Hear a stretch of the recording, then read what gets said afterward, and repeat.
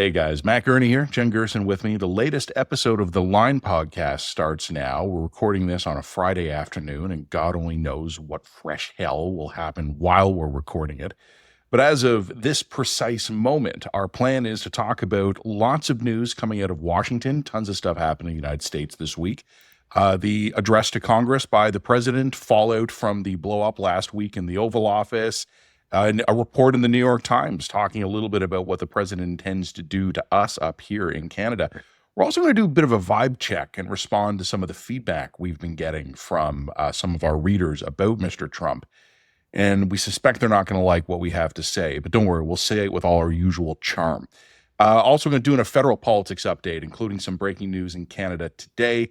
And then we're going to do a quick provincial wrap up. We're going to close the loop on the Ice Bucket Challenge. Jen's going to get us caught up on the interesting stuff in Alberta. All that and more on the latest episode of the Line Podcast.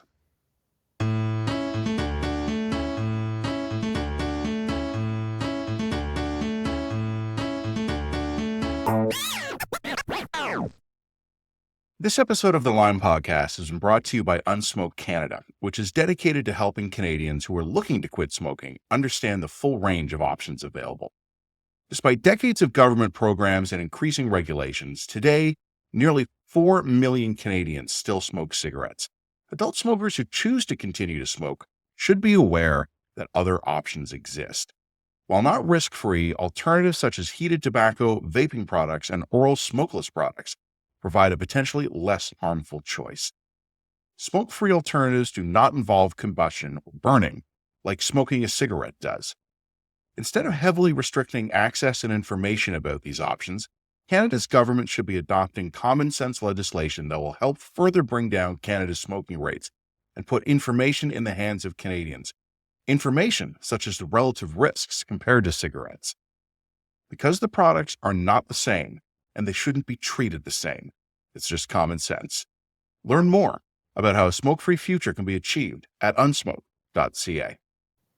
Well, I wonder if we can get through today without some breaking news, fresh hell happening in the middle of it. Because last week while we were recording, the Oval Office blow up between Donald Trump and J.D. Vance and Volodymyr Zelensky, that happened while we were recording. And what was funny is I don't think a listener would have noticed, but a viewer might have noticed you and I kind of later in the podcast getting distracted and looking off the screen because our phones were blowing up with notifications.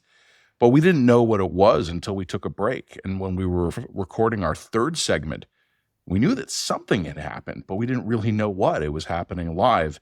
So what do you think is going to happen in the next hour and a half, 2 hours while we're recording this? I don't know if we're uniquely cursed or if this is just the era of our the reality of the pace of our times, you know? I will say this is actually like literally what it is. We made the mistake, despite being veteran journalists, of choosing to record our podcast on Fridays at Friday afternoons. Friday afternoons. And we should have known better because that's when all the news gets dumped. Mm-hmm. So, I mean, I was going to give credit to Prime Minister Justin Trudeau, who I think had the quip of his entire career as Prime Minister. This was from, I believe, a news conference when someone asked him, quote, "Your foreign affairs minister yesterday characterized all this as a psychodrama. How would you characterize it?" "Thursday," Mr. Trudeau quipped ruefully. His delivery was perfect. Yeah, well, you know what? We are not generally enormously supportive of Justin Trudeau here at the Line. We're pretty critical of him on the whole, as we ought to be. But that was good. Well done. Well, golf claps, Mr. Trudeau. Golf claps. One of the things I've been told about Justin Trudeau by people who know him a lot better than you or I do, which is a lot of people, is that he doesn't really ever let it show in public, but he has like a viciously sharp and droll sense of humor. Well, the couple times that it has shown in public, it's gotten him in trouble. Major trouble, right? So I think he sort of, as a politician, decided to suppress that. But his Thursday comment, letting his world weariness leak out into the microphone, I thought was excellent. I recognize that as my kind of dark humor. My kind of dark humor. We were here for it. So just in case you were not caught up in the news, the 30-day reprieve that President Trump had given to Canada back in February on tariffs was then ended, but then reinstated. So we had like Harold Lutnick going out there and saying, well, the tariffs are back on. We're going after Canada for X, Y, Z reason, whatever was running through their heads at that particular moment in time. And apparently many, many, many people screamed at Trump after the imposition of these tariffs. So now we have another 30-day reprieve. Matt, I really am starting to get annoyed. I think we've just kind of reached the point where we as Canada need to stop engaging with this. We just need to like say, look, we're not interested in engaging in your psychodrama anymore. You do whatever it is that you think you need to do. You come back to us when you're ready to have a really serious conversation and come up with a final deal, because we can't allow our entire national brain energy to get consumed with this like, reality television show every 4 weeks. We just can't permit that. We've got our own shit going on and we have our own things that we need to do here at home. We can't get sucked into like the latest version of, this Apprentice spin-off nonsense. A few weeks ago, you had said, only half joking at best, that when we were talking about Asshole Nation, like we needed to go psycho girlfriend on the Americans, and they had to start realizing that this person they were sharing an apartment with now and now had a joint checking account with was actually cray-cray. Mm-hmm. I think we're at the point where Donald Trump is That's our how crazy I got my girlfriend. husband, by the way. Just so that we're clear. Well, I who am I to judge? But I feel like right now that the entire Canadian population is in an abusive relationship with a girlfriend with like bipolar disorder. Because Tuesday we're getting tariffed, Wednesday there might be a deal, but we'd better back down. I'll talk about that in a minute. But the Americans are like, wow, these Canadians are nasty. Thursday, unilateral retreat from tariffs on some items. I don't know which, and then, but they're coming back in April. And by the way, also the Americans themselves don't know which, like the border agents don't know what's being tariffed. So they're asking for clarification on what's being tariffed. These are not people who are... They're not sending their best. They're not sending their best. These are not people... This is not 4D chess. I'm sorry to say this, guys. This is just no one's in charge. It's chaotic. These guys don't have a clear plan in terms of what they want to do. And they're just throwing shit at the wall and seeing what sticks. There's no brilliant genius art of the deal nonsense happening here. These people are just in a state of chaos. And I think we as Canadians need to channel our inner, British DNA, stay full on, stay calm and carry on. And just sneer. Just mild. Yankees. That's why the Thursday quip was perfect. Like it's the mild sort of indifferent contempt. That's the vibe I want to be channeling this week. I did though. I mean, on that point, yes, like you're speaking to centuries of Gurney DNA when you talk about sneering British contempt. So I'm here for it. But I will say, and I mentioned this a minute ago, I did think it was interesting this week. So Doug Ford, Premier of Ontario, he ripped American booze off shelves. He's going to put a 25% export tax, apparently on Monday, on electricity heading into the United States. Doug has gone a bit apeshit on the Americans this week. And apparently Lutnick, Commerce Secretary, I think it's what he is, called him up and said, tone it down. And Doug basically told him to get bent. I don't know if the Americans thought we'd respond. And I think, I think I mentioned this to you. These Americans are so brilliant that they don't seem to understand that other people also get to play this game. Smart. I made this quip already. I normally channel Star Trek with my subtle pop culture references here, and you missed like 3/4 of them. Our commenters notice them, though, and you're my people. But I've quoted this one already. It's from Watchmen. I'm not stuck in here with you. You're stuck in here with me. And I'm starting to wonder if that is how we go after the Americans. And it's, we call up, anyone in the cabinet or senior White House advisors, things like that. And we just start telling them, we are deliberately going to provoke your president. We're going to mock him on our national news broadcast and on social media. And you're the ones who are going to have to calm him down. You're the ones who are going to have to smooth that out. You're the ones who are going to have to make sense of his idiotic orders. And we'll talk with you when you're actually in control of your own shop. In the meantime, like I said a minute ago, politely get bent. Yeah, and like we also can't let ourselves get sucked into this game of like we'll give you a reprieve for a month, but we'll let you negotiate like teeny tiny little tariff exemptions on this or that or blah blah blah blah blah. You know, no, tariff it all. Tariff it all, and when you're ready to have a real conversation about a deal that we can hold to, then we'll come back. I mean, so we actually had a great piece by Clark Rice, we culled from our own comment section because he was giving us such interesting comments that I said, Clark, why don't you just write an op-ed for us? Like, why are you Stop giving away arguing for with people in the comments and just like, write something. You write interesting stuff. Anyway, so he's written a couple pieces for us now, and he had a great comment about Donald Trump, and that is, Donald Trump is not a good businessman. Donald Trump is a poor man's caricature of what a good businessman is. And that was exactly spot on.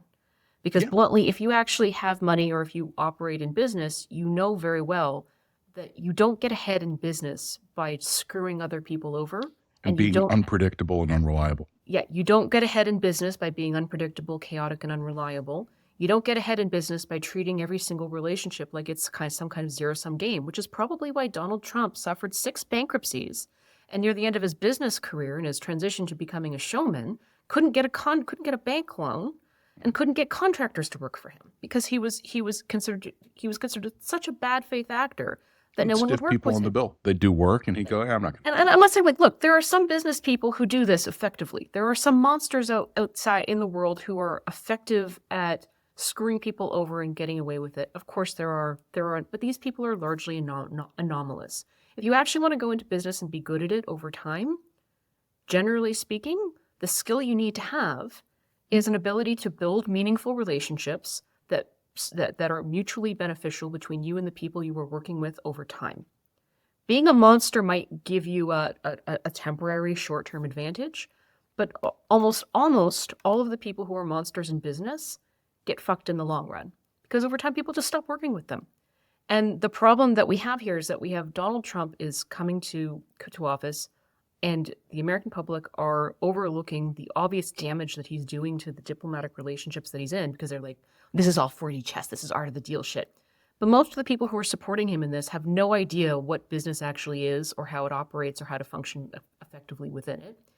They're thinking that he's a brilliant genius businessman because they aren't in business. They don't have the experience required to understand that he's not actually. He's really quite small and pathetic, and he plays a businessman on TV.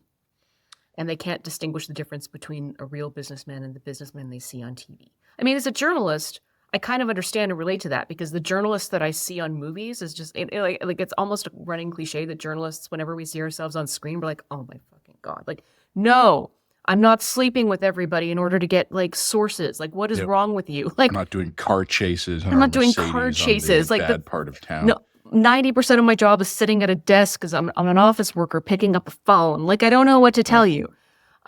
Taking my son's iPad to make the document text bigger because I have middle-aged eyesight now and just scrolling and reading a document for 4 hours. It's the job of kings, but it's not conducive to good TV. Like, I can understand. But this is the same kind of a problem that we have with Donald Trump. And like, look, we're going to get into the New York Times piece that came out this week today because it's relevant to the part of this conversation. But like, these guys aren't actually good at this. They're not smart. They're not art of the deal geniuses. They're not geopolitical masters. They're guys who are showing that they're good at breaking things. And maybe some of that stuff that they're breaking needs to get broken. Mm-hmm. So I'm open to that conversation. Maybe America needed a bulldozer, a bull wrecker. Okay, fine. Okay, sure. But they're not playing us. If they were actually smart at what they were doing, we'd be in much bigger trouble than we actually are. Mm-hmm. But they're not. They're not evil geniuses. Then that's demonstrated this week. That was absolutely amply on display. We don't have to treat these people with some kind of respect or deference that they have not earned. They're dumb. Something I was talking about on my On the Line from Tuesday with Richard Shamuka, Canadian defense expert, was the Americans are probably eventually going to regret doing a lot of what they're doing now. And I don't mean the voters, and because a lot of those idiots are lost. But I think the Americans, particularly in the geopolitical realm, are destroying something because they're obsessed on the very visible costs of the thing, but they're missing the invisible benefits. America has benefited enormously from being the global hegemon for 80 years. Yeah. And they're That's going to been good miss for that you. when it's gone. You're going to miss that. The rest of us are going to miss it too. Don't get Some me of us, wrong. particularly Canadians. It was a good deal for us, but it was a pretty good deal for the Americans too. The other point I would make, though, it's agreeing with what you were saying a minute ago. Donald Trump's greatest political strength, I'm saying this sincerely, is his willingness to do things that the Republican establishment had gone chicken shit over. I was looking for a more pleasant term, but there you go. Probably his greatest weakness is his willingness to do those things, because some of that stuff the Republicans were chicken shit on for pretty good reasons. But every once in a while, I will agree, you do need that outsider who has not spent an entire career marinating in the secret sauce of Washington or Ottawa or London or whatever politics. You got to have someone who can come and say, like, why are we doing this? Why are we doing it this way? And also, I mean, just as an example, Donald Trump, and I think people know I don't like the guy. He did advance the cause of Mideast peace in his first term, because some of those Arab countries were scared shitless enough to sign deals with Israel. Yep. So there are advantages of having an outsider come in who's willing to act in ways that an establishment Republican or Democrat wouldn't, especially if they're a relatively unknown quantity. The problem with Donald Trump is that Donald Trump has read his own press clippings, and I mean that metaphorically, but also literally, because he was notorious for that, planting stories about himself back in the 80s. But also, Donald Trump has, we're going to talk about this in a minute when we talk directly to some of our commenters here, but Donald Trump and Justin Trudeau, not often guys I compare to each other, I both think they've been badly served by having large constituencies who do nothing but launder their errors. And Donald Trump could, Secret Service guys, I'm not threatening your president. This is a metaphor. This is an example, exaggerated for comedic effect. But Donald Trump could walk up to a piece of heavy machinery and stick his arm into it, and it just rips his arm off.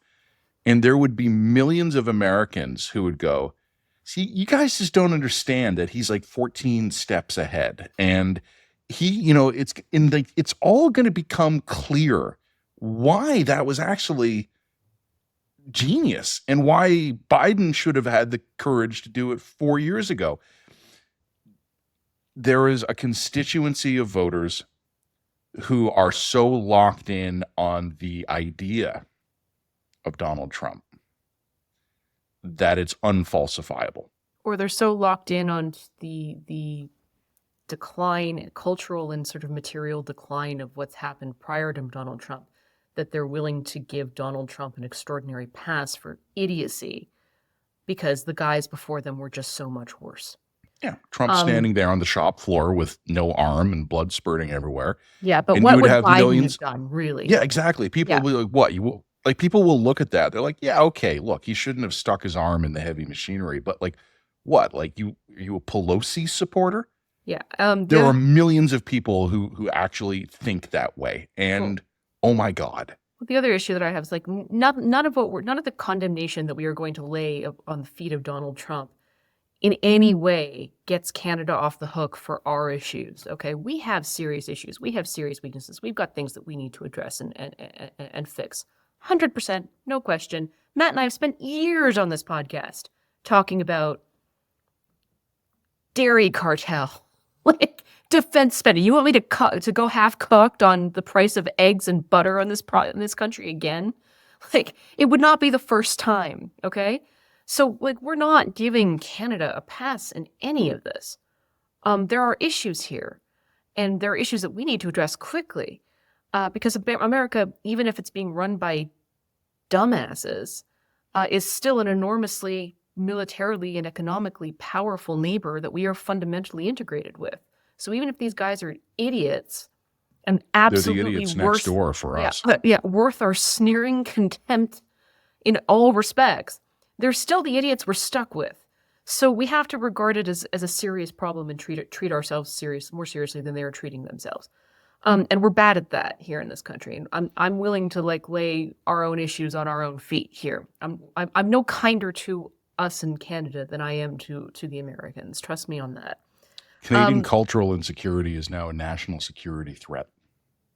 Well, We can't help but swing at every errant comment from any reasonably prominent American. right, but that doesn't serve us, because if you can't tolerate someone's from within saying, okay, but we also have these problems, we need to address X, Y, and Z, then it means that you can't strengthen yourself internally to be resistant to the dumbasses next door. So like this is not productive.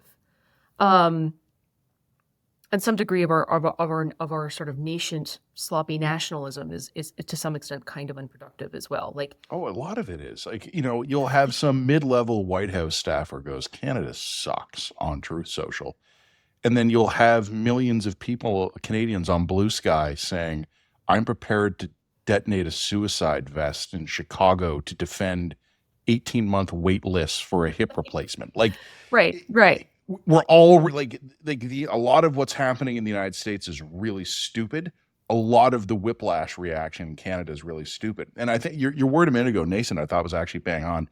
I know this wasn't on our list of things to talk about today, so I'll just mention it briefly.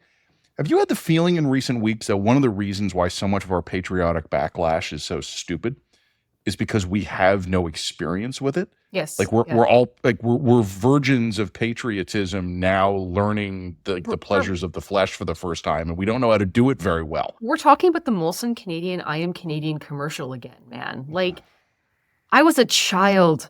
Like, this is like, oh shit, what was the last time we felt patriotic about anything? I don't know, like the 90s? What was in the 90s? What was the I Am Canadian commercial? Do you remember that? Let's bring it back. Like, it's we weird. Got him back. We're yelling at the king. We're angry at Wayne Gretzky. Yeah. Canadians aren't good at patriotism. Maybe this we're out is great. of practice. Maybe we're a little out of practice, but it's kind of fun. Maybe it's campy. Maybe it's awesome. Look, so I did a podcast with an Australian podcaster, Uncomfortable Conversations, and it was a really interesting podcast, although I do fear that I kind of bombed it a little bit. It's really hard to talk about Canadian politics with people who aren't Canadian. Was it uncomfortable? No, it wasn't. It was just a couple of interesting things. Then he bombed it. Well, fair enough. So there was a couple of interesting things that came up, but trying to explain a confidence motion to an American, like where do I even begin? How do I explain, like, oh, do you have fixed election dates? Yes, but no. You would have to basically say something. Oh, hang on. Sorry, my sump pump's going. Sorry. Do you actually, does the king actually run your country? Well, no, but kind of, but no. Like, I swear to God, Canada's like Schrodinger's government. Like, the answer to there's no clear answer to anything. So this guy actually asked me, so you're telling me that after the vote, and the liberals vote Mark Carney in, that he's going to be prime minister? And I'm like, yes. Mm-hmm. So even if he hasn't actually won a seat in parliament? Mm-hmm. Yeah. Well, no, but yeah. No, he will be.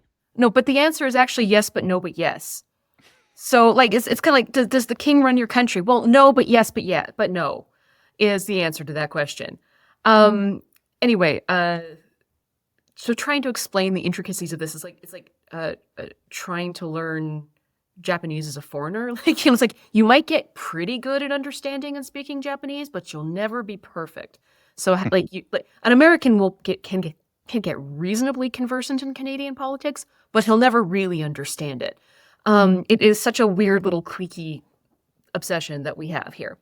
American podcaster or an Australian podcaster? It was an Australian podcaster. So Australians have a little bit of an understanding because their system's not totally different from ours, but it's different enough. It's different enough. And I'm sort of like, so explain to me why Trudeau resigned. How do you explain to a foreigner why Trudeau resigned, man?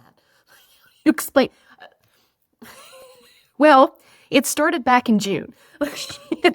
Back when Cindy slept with Lana's boyfriend in high school. No, and then 8 billion years ago, a cloud of hydrogen was condensing. Yeah. I don't know how to explain this to someone. Anyway, the long and the short of it is that we had some really interesting side conversations on this podcast, and we should probably link to it in case you want to listen to it. I do feel that I kind of bombed it a little bit. But something came up where he said to me, when I was trying to explain to him that firstly, there's a sense of real personal betrayal by Canadians as that our best friend and neighbor and cousin, if not brother, is turning on us and seeing us as Yeah. their kind of economic enemy, and that's provoking a significant emotional reaction among ordinary Canadians. That's really weird to watch. Um, and then the other thing was, well, don't you think the Americans will come around when they see that their actions are trashing the economy? And we saw the Dow crash this week and all the rest. And I was just really pessimistic about that. And the reason why I was super pessimistic about that is that I'm not sure that the actual facts of the economy matter to people's perceptions of the economy. The economy isn't always was about vibes. It's not, nobody like goes through their monthly spending. I mean, other than my husband, nobody goes through their monthly spending. And it's like, well, we took in X amount and X, Hey, Y went out. And and like, your when business partner. yeah, exactly. I'm glad it's not me. Like nobody actually does that. They go to the grocery store. They're like eggs are expensive, and that creates an emotional sense of how they think the economy is doing. And And they buy them because they're yummy, and then they're sad. sure. So, but the problem is that Donald Trump, going back to the point I was making before, was never a good businessman, but he was a fantastic showman. He's a wonderful marketer. He's kind of got this evil magician ability to shape reality by the words that he uses. And if Donald Trump is going up and giving speeches at the joint sessions of Congress and saying the economy is better than it's ever been, we're the most accomplished president, I'm the most accomplished president in American history, going back to Jackson, everything's better now than it was under Biden. And he repeats that message. Doing a little hypnosis thing in front of you. Well, and not only that, but he then also degrades any kind of mechanism by which you could use facts to challenge that assumption.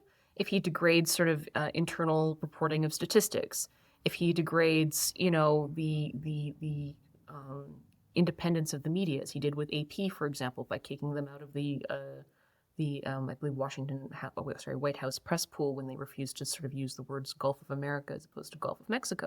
Like, this seems petty, but it's actually not, because he's determining and setting the boundaries of reality and perception and doing it very effectively. So I think if Donald Trump says, look, the economy's doing great, it doesn't really matter how the economy's really doing.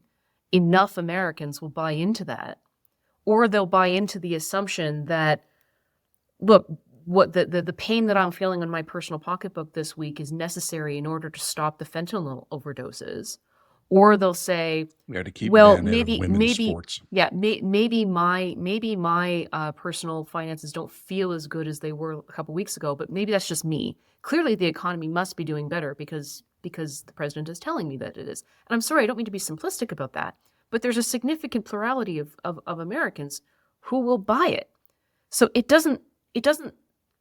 I think that there's a pretty good chance that screaming at the White House happened to such an extent that Trump granted us another 30-day reprieve on tariffs. So I'm not saying that this is a White House administration that is impervious to feedback. I don't think that's the case. But I don't actually think that Americans will turn on Trump if the economy goes to shit. I'm just not convinced that that's the case. And maybe that's an extremely pessimistic assumption here. But I think this guy is a very, very good and very effective at creating reality by crafting perceptions of reality, and that's his real talent. That's his real gift. And I don't underestimate that talent or that gift, even if I think that as an administrator and a leader, he's crap. People don't like terms like post-truth or the information environment, which was part of what our buddy Andrew McDougall was writing about for The Line this week. But I accept the premise.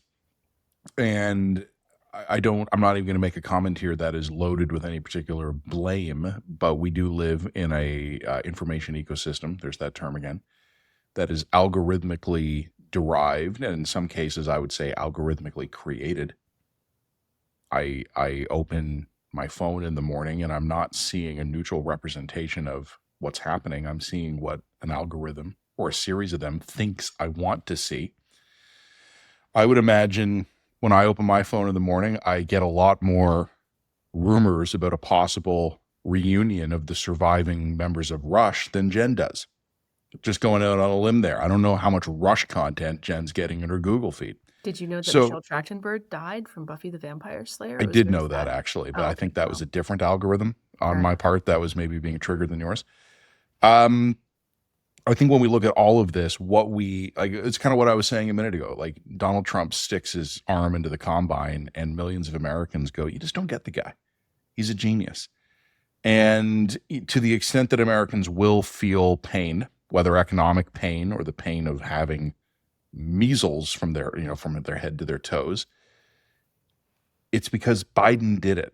It's because Fauci worked with the Chinese. It's because Pelosi did a terrible job. It's Those because the tricky mayor of San evil Francisco is woke. those tricky evil Canadians are It's the damaging us, and it's WEF. their fault. Yep. It's their fault that my grocery bills went up. It's the illegal immigrants. And the left has definitely vanished up its own butthole on some of these issues, which is how a bunch of nominally intelligent people thought telling the average voter we're going to disband the police was a good idea. Oh yeah, we're not giving the left a freaking pass on this No. shit. Look, I've said this before, Jen, and I'm sure you've had a similar experience. The next time you're in the States, which maybe given circumstances might be a while, grab the remote in your hotel room, spend half an hour, 30 straight minutes flipping between Fox News and MSNBC. 5 minutes on Fox, 5 on MSNBC, 5 on Fox. Just do that for a half an hour. It kind of tells you a lot of what you need to know about the state of America these days. And then you have to understand that social media is worse and it's an accelerator of what's already on TV. I am 100% with you. I don't think there's going to be a popular backlash against Donald Trump from the voters, at least about any of these issues. What might kill him, and you and I have spoken a little bit about this off the air, is if either through deliberate planning or Elon Musk incompetency, if they start gutting Medicare or Social Security, that might get him in trouble. And I think congressional Republicans are already nervous about that. But no, and I don't know how we as a society actually come back from this. It's not as bad in Canada, but it's getting there. Well, so where there's we just another exist little in different worlds. there's another little side rant I want to get into based on the comment section, which is always unwise. I should just stay out of those. But anyway, on the No, you Australian know what, Jen? This is a service to the subscribers, and they're not going to. Some of them aren't going to like it, but we're just going to level with them. So you we're tee going to off. level with them. But like in the comment section under the Australian podcast that I was on, somebody kind of smarmily was like, "If only this Jen Gerson understood that Donald Trump is levying these tariffs in order to make a dent in the fentanyl crisis." And I'm like, you poor sad sap. You are being conned so hard you can't even see who's pulling the strings anymore. Like, Matt and I have spent 5 years on this podcast talking about things that Canada has done poorly and areas in which America's grievances toward us are real and legitimate.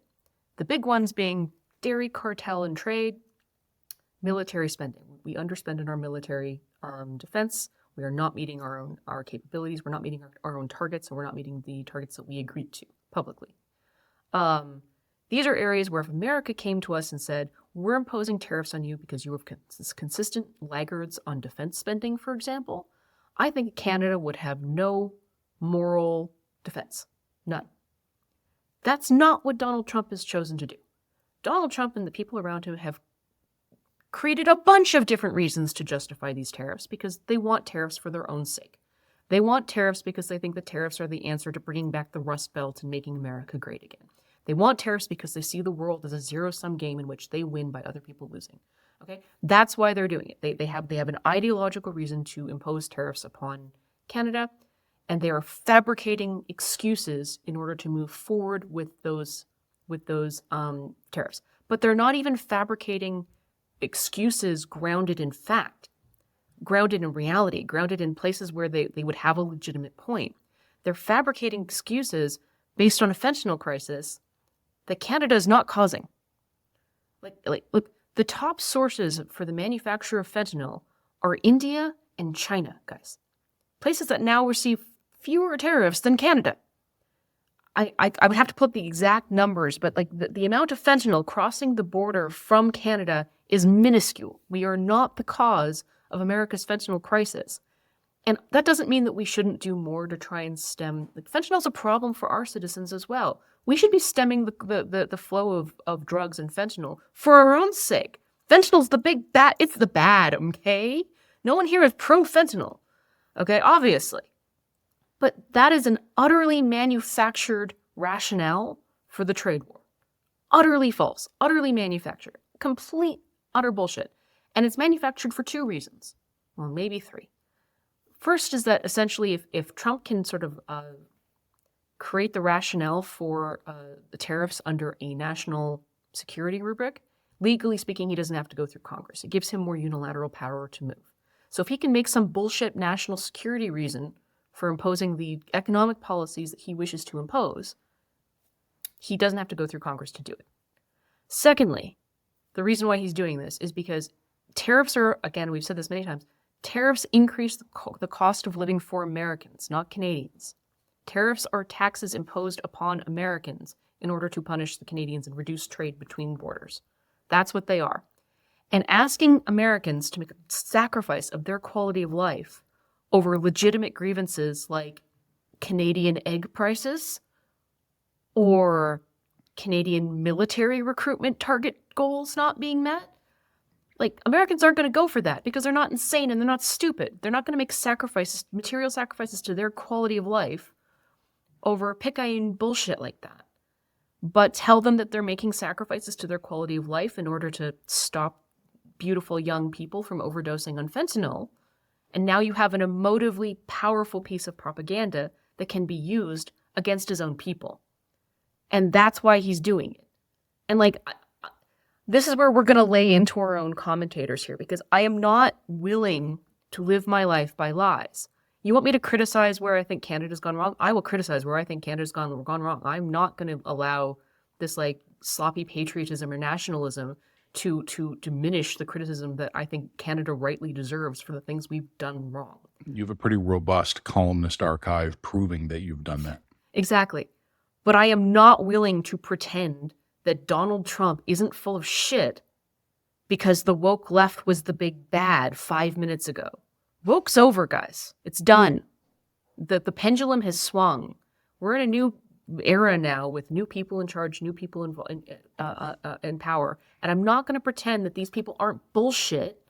Just as I was willing to call out the left on their bullshit, I'm going to call out these people on their bullshit too. That's bullshit. That's, here endeth the rant. I'm going to drink my coffee. No, here Matt taketh over the rant. This is like tag team action here.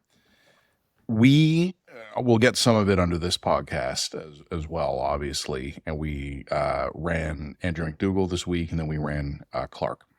And some very similar comments to both, and very similar comments to what we've been seeing, to some of what we've been writing in our dispatches and in our podcast for the last couple of weeks or months. Guys, this is a service to the reader, intended entirely in the spirit of transparency and cooperation and being upfront with you guys. I'm looking for the nicest possible way to say this, but anytime I see TDS or Trump derangement syndrome, I know it's a fucking idiot who wrote the message. And I remember many, many years ago when a friend of mine spent too much time in weird chambers of the internet. And I basically never needed to look in those chambers of the internet because there was a new nickname for liberal prime ministers every day, and he would just start using them. And I'd be, oh, okay, so somewhere on Reddit, there's a new nickname for Melanie Jolie or Catherine McKenna or Justin Trudeau. And within hours of it being deployed, my buddy would be using it. And I don't talk to him anymore. He became unlistenable. And I'm going to put this as neutrally and fairly as I can. There are those of you who will hear these words who will believe very sincerely that I have Trump derangement syndrome. And that's fine. What you need to understand, and I'm again saying this only in the spirit of transparency, is I think you're stupid. And we're not going to convince each other. And I'm okay with that. I'm not going to invest any effort in changing your mind. And I'm telling you, I'm not worth your time and attention either. We're all going to be better off if we just wish each other well. And if you continue to find us entertaining, hang out, click like, subscribe. That's fine. But when anyone is telling me that Jen or myself or one of our contributors has Trump derangement syndrome, what they're telling me actually is that they're a mark, that they have been conned. And I know that there have been inaccurate criticisms of Donald Trump. I Oh, know that there has been absolutely. overheated rhetoric about Donald Trump. 100%. But what I have never been able to get out of any of these TDS guys is, what are your top 10 criticisms of Donald Trump? TDS is, it's funny too, because, right, like time's a flat circle, U-shaped theory, whatever you want to call it. A few years ago, you and I, more than once, would have been accused of a different TDS, Trudeau derangement syndrome. And the guys who use TDS to mean Trump and the guys who would have been accused of Trudeau derangement syndrome are probably the same guys. And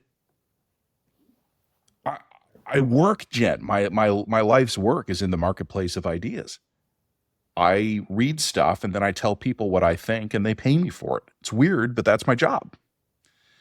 But ultimately, I don't have a lot emotionally invested in convincing everybody I'm right. And if you, again, the direct message to our listeners and readers here, if you think the line, because we're critical of the Canadian Liberal Party, was a natural ally of the MAGA movement, you made an innocent mistake. And if you want to leave, it's okay. Go with God. We love you. We wish you well. But we're not going to stop calling Trump anything other than a bullshit artist. And Jen, Unless he happens to be right on a specific issue. And also, sometimes somebody can be a bullshit artist and they can still be doing necessary things. Sometimes someone can be a valid point. Or he can have a valid point. Like when Trump criticizes us on dairy stuff, he's right. Yes. He's right on our defense. He's right on European NATO defense spending. He's right. Yeah, he's right on some of this stuff. I'm not saying everything he's done is wrong, and I don't think that every single policy thing he's ever going to propose is incorrect. Mm-hmm. I just don't think that's true. And where it's relevant to where we talk about, which is Canadian politics. I mean, we're not going to get it. I'm not going to pretend to be more competent at speaking to American politics than American political commentators.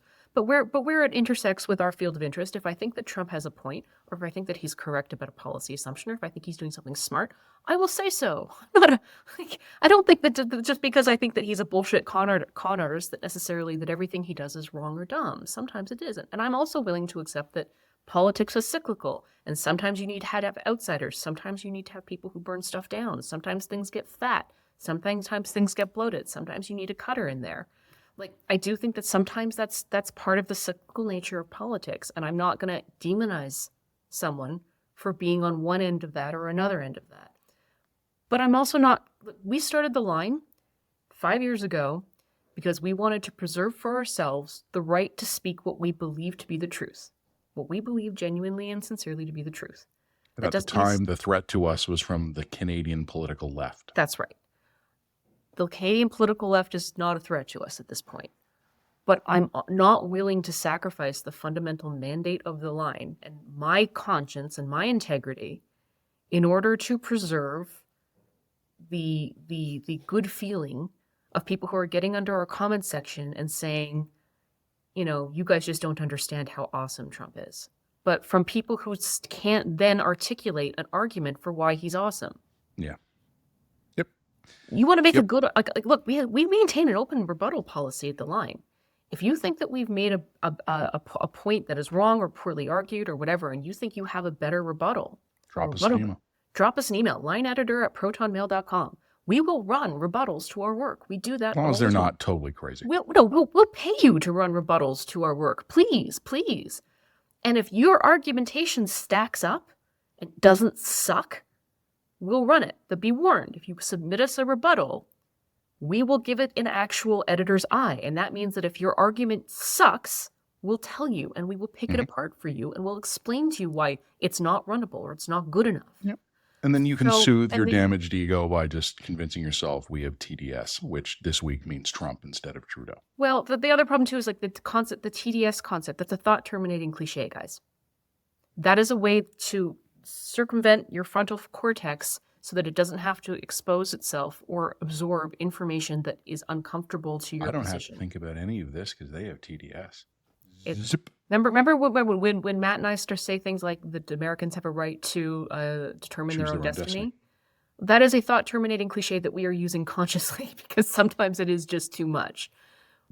Trump derangement syndrome and Trudeau derangement syndrome are also forms of a thought terminating cliche. That's what they are. They're weird, culty behavior that allows you to avoid legitimate and substantive criticisms of the guy that you've pinned your own identity and sense of self-worth to. You can continue to use it if you want. Go for it. I'm not gonna try and convince anybody. I'm not here to do that. I'm not here to save anybody. But that's what I think is going on there in your brain. And you should know that. And if you can't handle that, then you probably shouldn't be listening to us. I'm a very live and let live kind of guy. It's a big internet. There's room for everybody. It's just fascinating to me that the people who are convinced that I have TDS and will tell me that, go out of their way to tell me that, are shocked and appalled when I tell them I think they're in a cult. I have a whole opinion about how politics is basically a series of how should I say this? A series of creating guardrails around cult behavior so that it's channeled into something useful and progressive. Sorry, not progressive, useful and functional. What happened to all the guardrails? Yeah, but if you get rid of the guardrails, it just becomes a cult. Which we did. Right, that thing. One other thought to make on this, and just to close it, it's a quick one. You had mentioned earlier Trump being a showman, and we've talked about that a little bit. I just wanted to underline this, and I'm saying this neutrally, not even saying this as a criticism. I was watching the address of the joint session of Congress this week, and he started to talk to that young kid who's a cancer survivor who loves law enforcement. Excuse me just one second. Which, by the way, was a heart warmer, and my heart also melted when that happened. As soon as he started to talk about the young boy, the young man who had survived cancer, and God bless him, as soon as he said this kid loves cops, I'm like, he's going to make him a special agent. I didn't guess Secret Service. I thought it might have been FBI. Like, I wasn't sure exactly, but I was like, the way my brain works when I watch Trump is, don't look at him as a president. Look at him as a performer. And when the host in front of the live studio audience starts to say, young kid, sad life story, all he's ever wanted to be, Oprah's giving somebody a car. And then later on, it was just a few minutes later, the president was like, we've got I don't even remember the story, but we got this kid here and all he's ever wanted is to go to West Point. And I'm like, yep, okay, well, okay. I watched as the kid figured it out that Donald Trump had either directly or the Army, I don't know how that works, but somebody had approved the kid's West Point application. Not saying that as a criticism, because I think it's fantastic that young cancer survivor got a special moment in the spotlight. I hope he treasures it his entire life, and I hope in some small way it eases the pain that life has unfairly meted out to him. As for the young man who's now off to West Point, I honor and admire his devotion to service, and I wish him a very long and happy career. My only reason to bring this up is if you can't look at that and see a showman.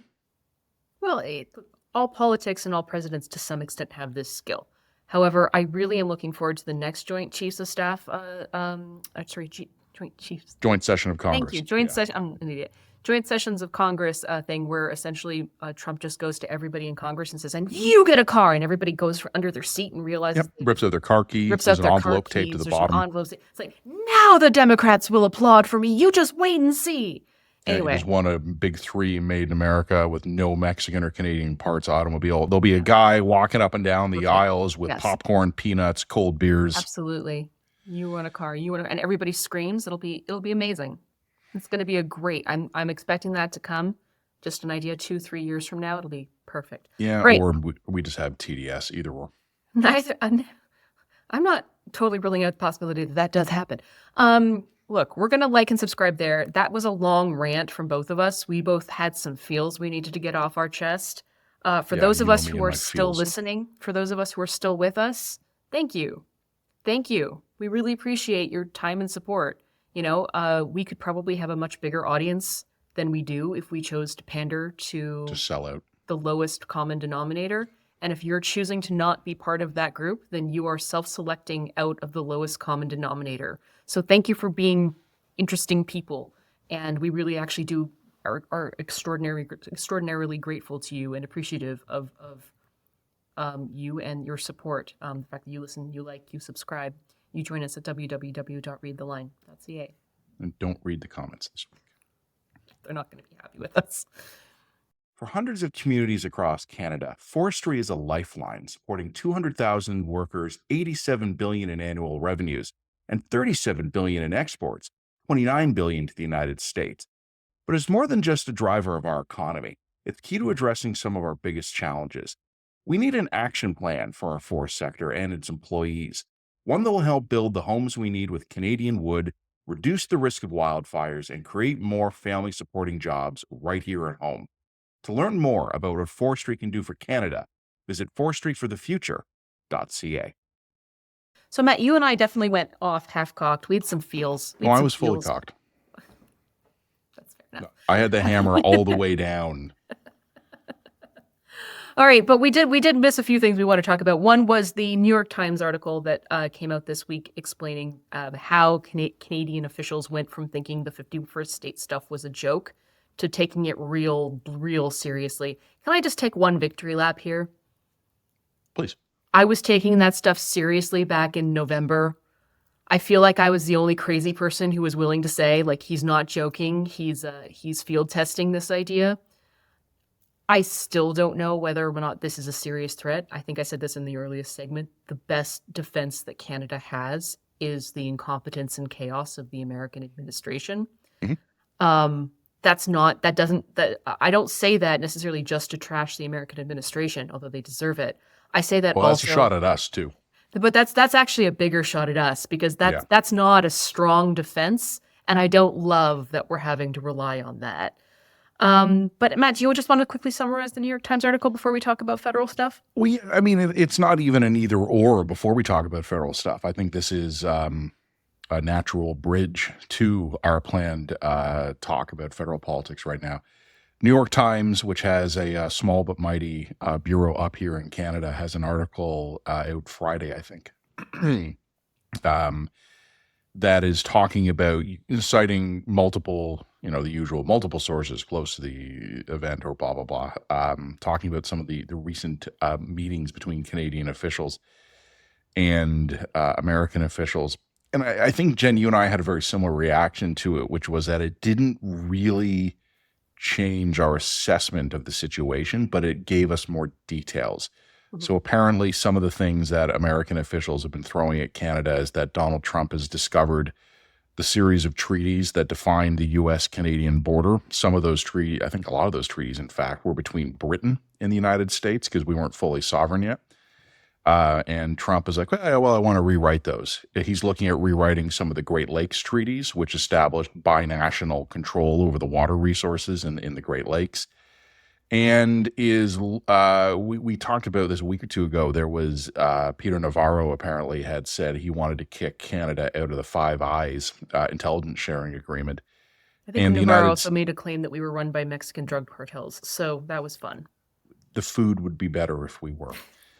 Although I will say this, though, the Mexican food in Toronto is getting better. So thumbs up. God, I hope so. The other thing, though, was that not only is New York Times saying that Five Eyes was brought up, but NORAD, the binational North American Aerospace Defense Command that guards Canadian and U.S. airspace and treats them for defensive purposes as one. NORAD does not recognize nationality. So Canadian jets can be assigned missions in U.S. airspace and vice versa. That's why when the Chinese spy balloons were happening, it was an American F-22 that took down the one over the Yukon. Apparently, Trump is musing about kicking us out of both of these things. Again, I don't think it changes fundamentally your assessment or my assessment of the facts on the ground, but it certainly gave us more info about what has been happening behind closed doors. And I think it adds some color, maybe not clarity, but color to the prime minister's hot mic moment at that Toronto business event. Did I tell you my kids saw him there? I had this great Really? moment where like my son comes home. He's like, I just saw Justin Trudeau. I was like, what? He's like, yeah, I was on a field trip and the prime minister walked by. And then I looked at where my kid's field trip was, and it was indeed at the same conference center that North American business meeting was on. But that was the one where there was that hot mic incident where, I don't know, maybe it was my son's fault. Maybe he stepped on a cable. But where the prime minister was heard telling a business audience that Trump wants to annex us. There have been other moments like that, including this week. Sorry, my sump pump keeps going off. I don't know if you can hear it, but it's I can hear incredibly it a little loud. bit, but it's all Yeah, right. Don't worry, no, I it's fine. apologize to Just that, talk folks. over It's it. just You'll been, be fine. you know what it is, Jen? It's the thaw. Spring. Yeah, Well, the the thaw's thaw happening. is happening in Toronto. Anyway, continuing, and apologies for that, folks. Um, the issue was the prime minister this week basically being bluntly saying the Americans want to destroy our economy and destabilize our politics so they can annex us. And that I thought was an interesting comment from the outgoing prime minister, of course, because he'll be gone in a week or so. The reason I thought that was such an interesting comment, Jen, is that's exactly what you and I have been saying for months. And you were there first. I do give you that credit. I was not far behind you, but you crossed the finish line first. I remember having a tweet months ago where I described it succinctly as we are being softened up. Mhm. And I still think that's the case. And you and I had established the We're one, not, two, we're not being three. softened up well or competently. Let me just No, point this out. But the problem is we're being softened up by a geopolitical neighbor who's simply so powerful that even if they do it incompetently, they might wind up getting what they want. yeah, even a half-landed blow could knock us on our ass. Yeah, exactly. Yeah, it just kind of jumped out at me that you and I have the 1, 2, 3 test, right? First test is, does he mean it? Yes, I think we've passed that. The second test is, does he try? I think he's trying, so I think we've achieved half the second test. The third test is it effective? And so far, no, it hasn't been. So out of our 3-point panic scale, I think we're at like a 1.3. Yeah, That's kind of what I would say. The NORAD stuff was really interesting, and I'm just going to pin this one here for asshole Canada to take or leave as you will. We should be pulling out of NORAD. Yeah. Well, probably not, but it should be something they know we're thinking of. It's objectively insane that we are still militarily cooperating with a nation whose president is seriously undermining our sovereignty.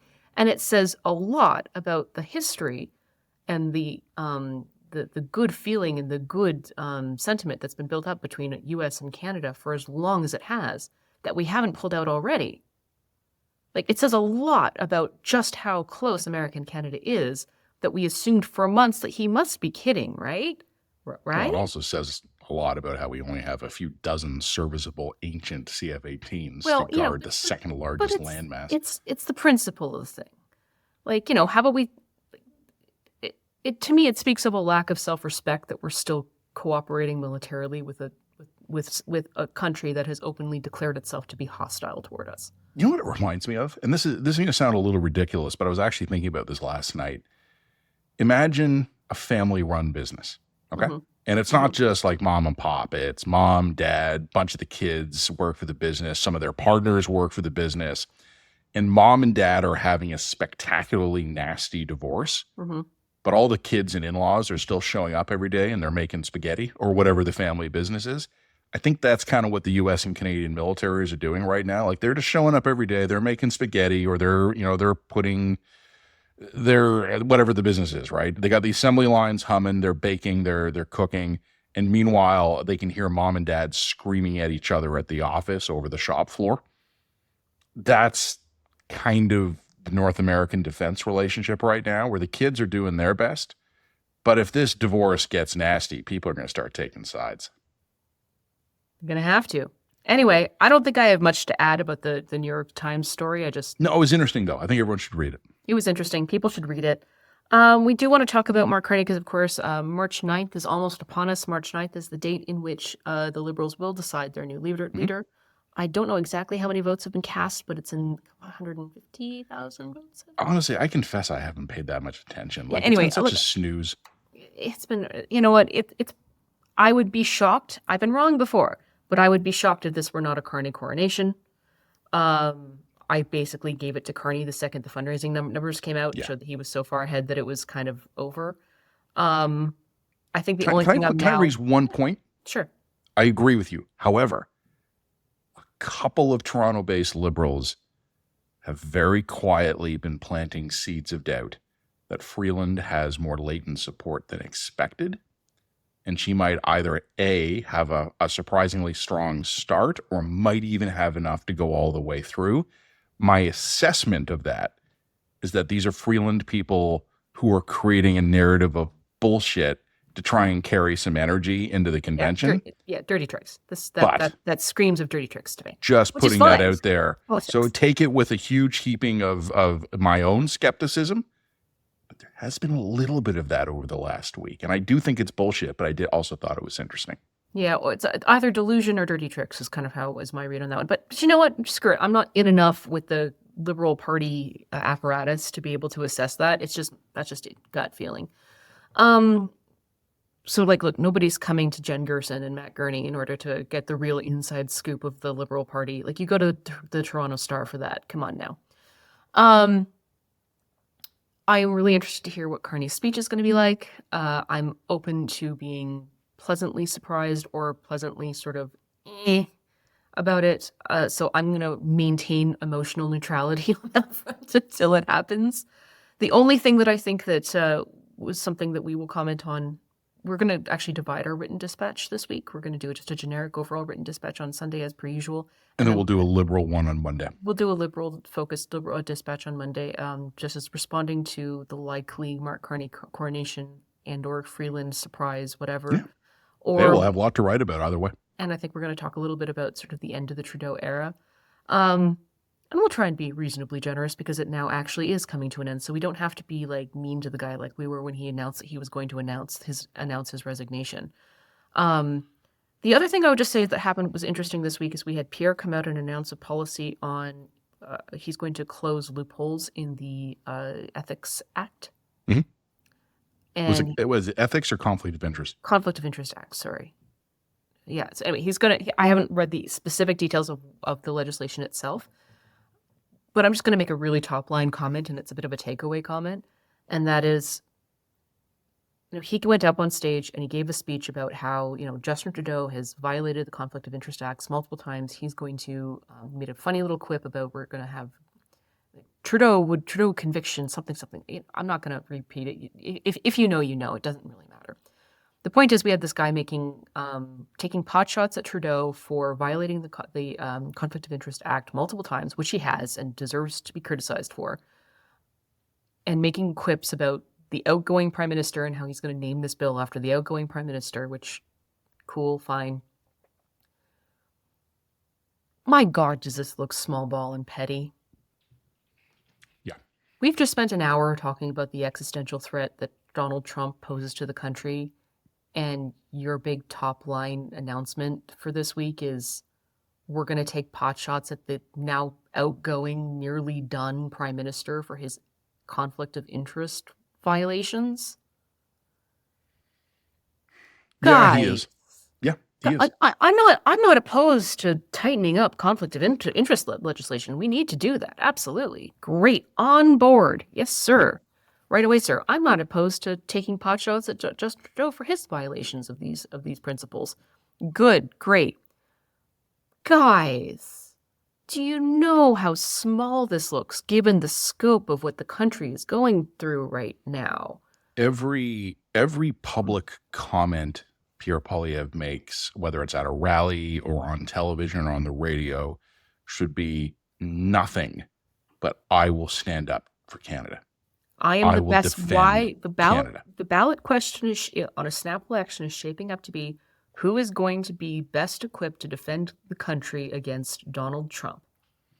That is the ballot question, my friends. I'm giving it to you. You still have proxies who can release the reforming the Conflict of Interest Act plan. You can put that up on the website. You can tweet it. Super. Have a backbench MP release it.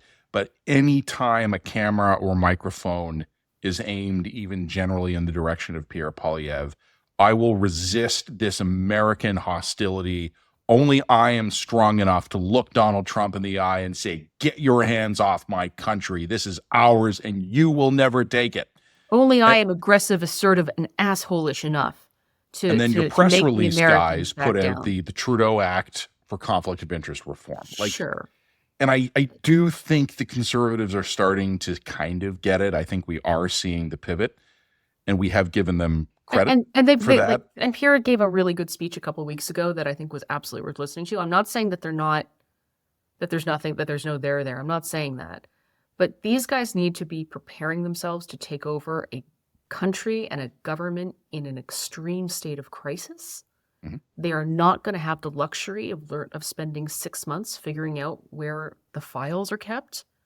They need to be so much more ahead of the curve than any previous administration or incoming government has ever been. And everything that they need to be doing needs to be surrounded around the fundamental ballot question, which is who is going to be best equipped to deal with the country in a state of existential crisis? Is it going to be you? And if it's going to be you, then why? And any conservative who hears this, like, Oh my don't God. don't be in a hurry to write us a big check for our consulting services, because this would have the Obvious. nominal market value of pennies. Hey, duh. What you guys should be doing, and it apparently does need to be said, is you have to identify elements of your own voting constituency group that you need to keep mobilized to get those donations rolling in and to make sure your election ground game is ready, especially in the event of a snap election. So whether it's guns or civil rights or law reform or taxes, keep churning out press releases, keep sending out MPs to local events at a church basement or a community center somewhere to make these announcements. And you can count on the fact that the highly engaged groups of people who are organized on the internet because they're passionate, again, about tax reform or gun control or whatever, they're going to get your message. And there's going to be a statement on your website that goes, when we are elected, we will do X, Y, and Z. Donate $5 today. Your airtime for the leader is precious. You're using it stupidly. Stop fucking up. Thank you for your attention to this matter. Like and subscribe the line. Can I sneak in one more on guns? Because I just wanted to mention that to you. Sure. It's just an interesting follow to something we've talked about. The Liberals announced today, the last working day before we probably have a new prime minister. There'll need to be a transition next week. I don't know exactly when Mark Carney will become prime minister, or Chrystia Freeland, I guess. But basically, this is effectively Justin Trudeau's last weekday on the job. And they've announced another series of gun bans and other tweaks to gun laws. But my favorite part of it, Jen, hey, I mean, go out the way you've lived, I guess. Why not? But my favorite part of it is that when they were announcing the expanding the number of firearms that they've been banning, they have also yet again delayed the date by which Canadians are nominally supposed to turn in the guns. So all of this began after the Nova Scotia massacre in 2020. It began with a large list, but relatively speaking to where it is today, a smaller list. That happened in 2020. That feels like it happened in like 2015 or something now. God, my sense of we were all young then. Destroyed. But so for the last 5 years, the Liberals keep making the list of guns to be banned longer, but delaying the implementation date of when it'll actually happen. Now it's not scheduled to happen until next year. And they've done this repeatedly. And look, I know that people aren't as excited about firearms policy as I am. It's one of my weird little niche areas. But strip away all of the details about guns. What we have here is a government that keeps announcing an ever more ambitious public policy goal on an ever extended timeline. And along the way, it is spending money, it is releasing statements, it is churning out papers, it is having press conferences, it's certainly clipping it all for social media. Has it accomplished anything it set out to? No. And it is remarkable to me to see, and I've mentioned this to you before, how little anyone gives a shit. I've talked to all the firearms industry guys. I've talked to big shooting associations. They don't even have they're not even upset anymore. They're just like... They're annoyed, and I think they're indignant, but they're not worried. Yeah. It's complete bullshit, and they know it, and everyone knows. Moving it on. We're going to go like and subscribe. We're going to talk do a very quick conversation Quick about provincial update, but that's not going to take very long. Do like and subscribe. Check us out, www.readtheline, and leave a nice, happy comment to make up for all the people who are angry at us for section 1, because we're gonna need that. We're gonna need that help. We're gonna need that support. We're gonna in our hearts, in our souls a little bit. Anyway. Jen, we've already been going on for a while, but I wanted to ask you something. And we do this occasionally where you and I will ask each other a question. I have no preformed opinions on this, but I do want to tell you that I think it was either last week or the week before where I had said to you, looking even only kind of casually at the Alberta Health Service controversy scandal, whatever. I don't know if you guys have settled on a descriptor yet, whatever the situation, whatever that is. And I shared this with you and the viewers and the listeners, was my assessment of that was politically dangerous. And it struck me as the kind of thing where, without having any inside knowledge about the situation, but having seen politicians in trouble before, that was something where Danielle Smith was going to want to get ahead of it and start just like putting bureaucrats against the wall or shooting them into a volcano or something, so that if more bad news keeps coming, you can go, hey, I am doing everything I can to get to the bottom of this. I saw this week that now apparently the RCMP is investigating and they're interviewing people. Look, I live in Ontario where we just reelected a guy with a majority while the RCMP is investigating a bunch of his scandals. So I don't overestimate the power of an RCMP investigation to alter a political trajectory. But I just want to get your thoughts here. Like, what do you think is happening here? And does anyone care that the RCMP is now involved? Yeah. So, political scandal is bad when other conservatives from other parts of the country are texting and signaling me going like, wow, this is dodgy, which absolutely has happened with this one. So for those who may not have followed, essentially the allegation here is that Danielle Smith, who's always genuinely been a proponent of introducing more private sector healthcare into our public payer system through allowing the public administration to outsource certain high-value services like cataract surgery or hip surgery or whatever out to private providers, like licensed private providers. And so this is a way of easing costs in the public system while also increasing efficiency. So she's always been a proponent of that. And under her government, AHS has been moving to do more of that. We'd done it previously, but we're doing more of it. Well, it turns out that there's some real questions about the degree to which whether or not people who were directly in Danielle Smith's circle, former chief of staff, for example, were pressuring AHS to move forward with some of these contracts, in addition to receiving material benefits, such as, for example, hockey game box tickets or potential other very significant financial kickbacks. I'm not going to get into the great details of this because I'm going to let this particular issue slow burn. Not only is this a major problem for anybody who wants to reform the Canadian healthcare system by introducing more private sector care, which is one of the reform proposals on the table.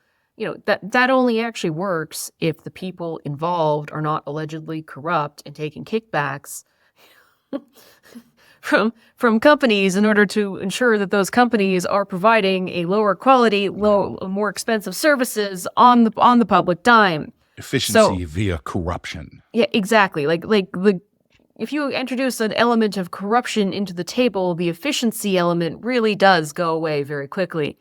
So not only does it sort of undermine that whole process and that whole argument, which is a problem in and of itself, but also I think it goes back to one of the major questions that I've always had about Danielle Smith, and that is, I think Danielle Smith's got a really rough ride from the media, broadly speaking, and oftentimes that ride isn't fair. But my fundamental criticism of Danielle Smith is that she demonstrates really poor internal judgment, and I think one of the ways that she's always traditionally compensated for that poor judgment is by surrounding herself with people whom she thinks are strong. And the argument now, or the observation now, is, were those people really strong, or were they actually just, allegedly bad actors who were vulnerable to immoral decisions and immoral decision making? And I think it goes back to her to those continued questions of her judgment. So, like, I don't want to get myself sued here. Yeah, because it's obvious that I'm speaking in journalism speak. Don't sue me, journalism speak. I will say the intonation you just put on allegedly was funny. Yeah. Now, of course, these allegations I don't have mean it not like, yet been well, and proven. look, obviously the court. allegations have not been proven in court. The RCP is investigating, but no one's been The charged. accused. No, I don't. Please don't get us sued, man. I don't want to No. be sued. This is all satire. I know no, it's fine. Look, you understand what I'm saying here. Anyway, of course, nothing's been proven in court. We don't know that anyone's actually engaged in wrongdoing. We don't know that. Do I think that people care? Yeah, I think the people who care about Alberta politics care a lot. The general sense that I have is what has been publicly revealed is 1/10 of what's actually there. This is why I said, I think last week and the week before, is this is a slow burn kind of scandal. This is not one of those scandals that's going to blow up the government tomorrow and then go away. This is one of those scandals that's going to like drip, drip, drip, drip, drip, drip, drip, drip, drip over time. We're going to have Auditor General's reports. We're going to have RCMP reports. We're going to have announcements about whether or not the RCMP investigations have gone anywhere. We're probably going to have more people get fired. Like this one is going to slowly. This is a little bit more like slow burning acid that eats away at the moral credibility of the government, making it more vulnerable to other kinds of political shocks. It's going to eat at the government's political capital. It's going to eat at the government's political credibility. Personally, I think Danielle should move more quickly and more aggressively toward getting to the bottom of it and not trying to make excuses for it, and simply put some people against a wall whom I think she doesn't need anymore. But that's just my personal opinion, man.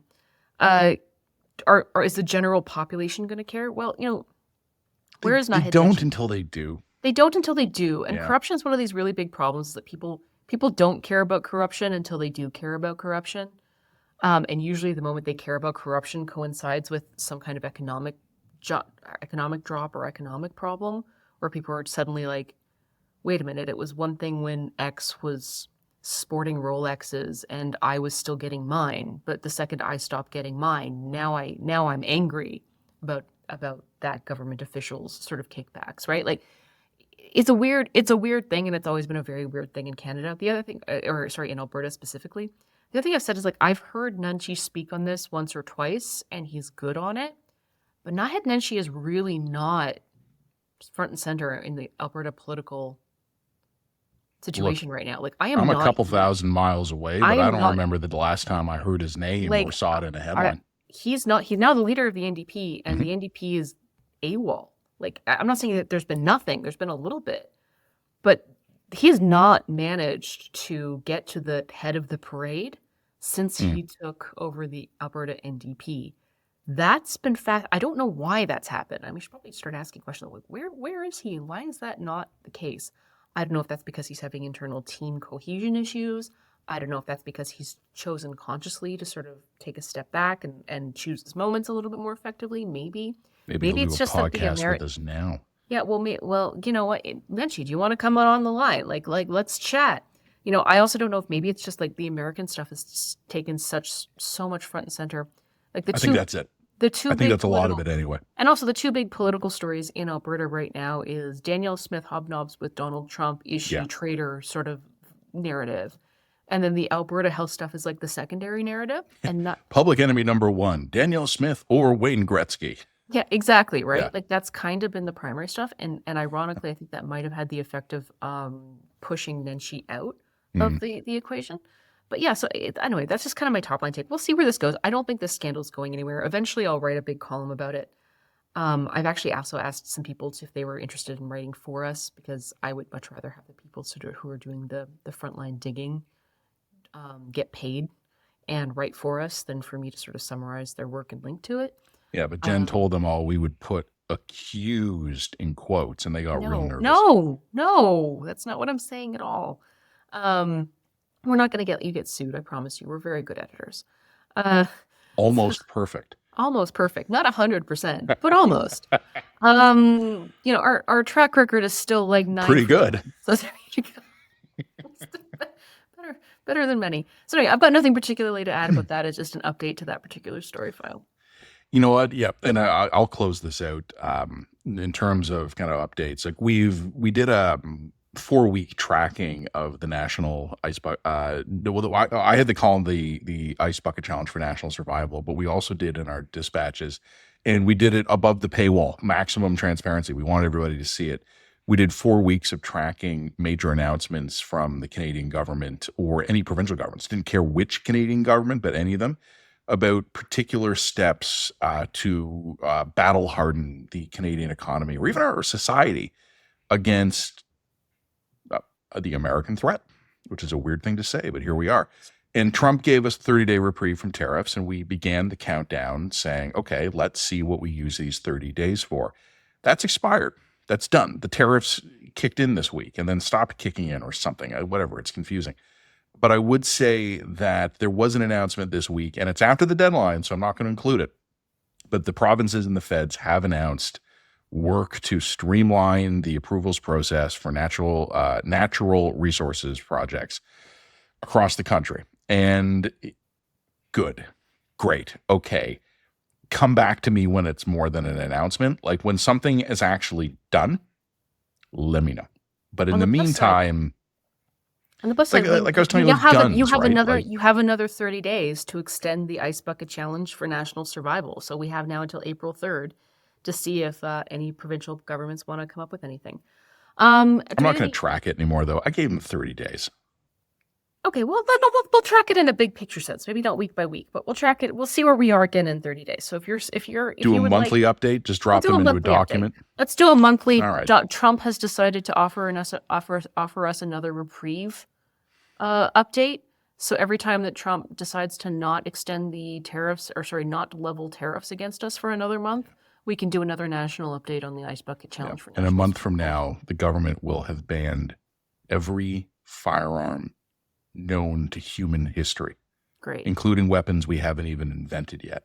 Super. And they will have extended the implementation date into the 34th century. Because this is the way these guys govern. And we'll see if Prime Minister Carney and or Freeland is any different. I think no, but we'll see. We'll see. On that note, I got nothing else to say. I think I feel a lot better. Thank you very much for also listening to me talk, and thank you very much for our audience for hearing and venting my emotions. I really appreciate that. Remember that time I was at my cottage and we attempted to record a podcast and we actually forgot to click record. So you and I just like yammered at each other for like an hour and we realized we hadn't recorded it, but we both felt better. We felt so much better. And actually, I think the second recording was better anyway. We got a lot off our chest in the first one. We're both talkers, Matt and I. Yeah, but now we're also record button clickers. I know. Huge upgrade. You really should hear Matt and my sort of like off-air business meetings. We really just every single thing that's happening in our life in minute detail just has to be shared. It's great. Yeah, it's great. I like you. I like you too. Okay, thank you. And I like all the listeners. I love all the viewers, except the ones I think are fucking idiots. Well, those ones have not stayed with us to the end, so I think you can safely say. Those ones clicked off about 25 minutes ago. So. You know what's wild, though? We like you. Just as a total wild card thing, and I'm not saying this to hex us. You know, you are recording our next On the Line episode. It sounds great. I'm looking forward to seeing it when it comes out on Tuesday morning. You know, the next time you and I sit down and do one of these, it's conceivable that a federal election's been called. Oh, yeah, that could totally happen. Yay. It's usually pretty good for us, actually. We'll bring back our bullshit bulletins. It'll be fun. We got plans for the election, don't worry. All right, thank you. Subscribe, like us. Thank you. Bye.